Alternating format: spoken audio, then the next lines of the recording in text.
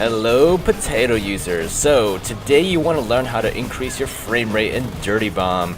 Definitely a smart choice, as in any shooter, frames per second is a pretty important thing to consider. Full disclosure guys, this video is based off of a Steam guide that STOGE put together. I know some people learn differently, so I've been fortunate enough to get permission from him to use his written guide as a basis for my video. Anyways, with all of that out of the way, the first thing you want to do is to set up some way to count frames. There are a bunch of different free programs like FRAPS or MSI Afterburner, though I would say MSI Afterburner is a little bit more hardcore because they'll show you a bunch of other things besides just your frame rate. All those are really good options though. Of course, Dirty Bomb also has its own in-game frames per second counter.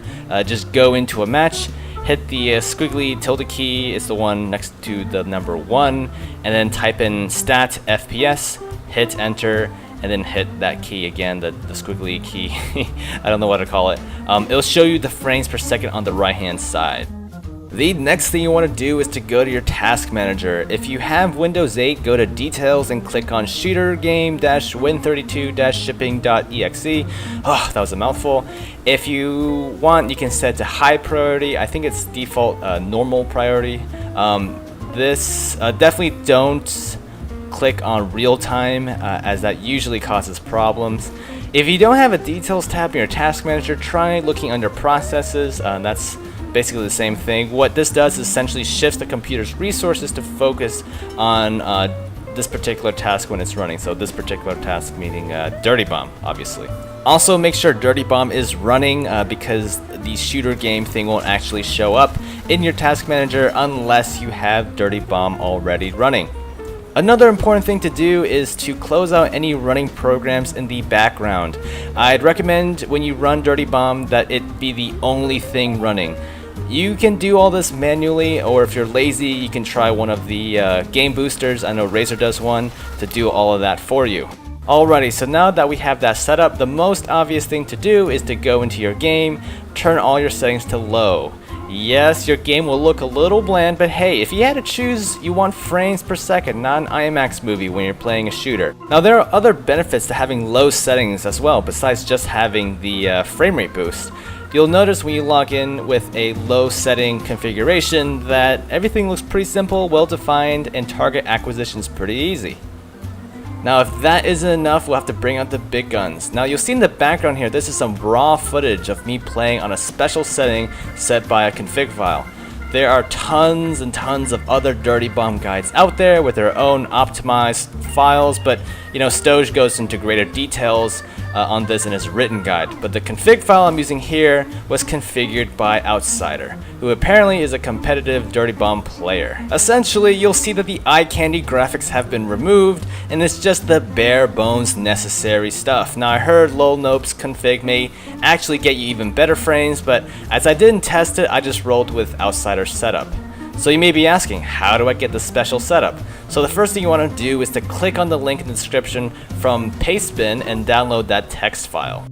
So as you can see, I pulled up the config file as a text file on the left, and if you just go to your C drive, go down to users, for me it's Andrew, the Andrew folder, good documents, go down to my games, and then click on Unreal Engine 3, that's what it is.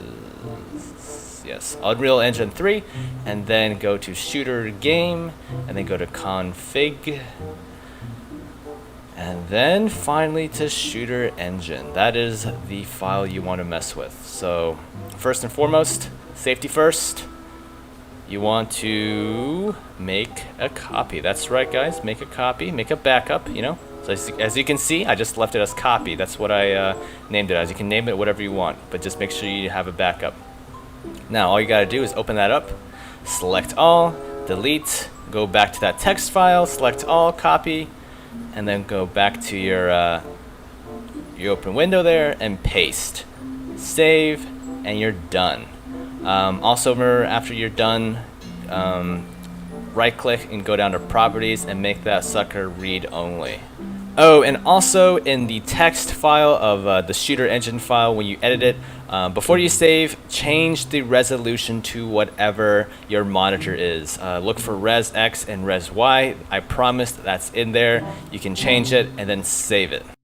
Remember guys, if you somehow screw this up, and I honestly don't know how you could or would, you still have your backup file, right?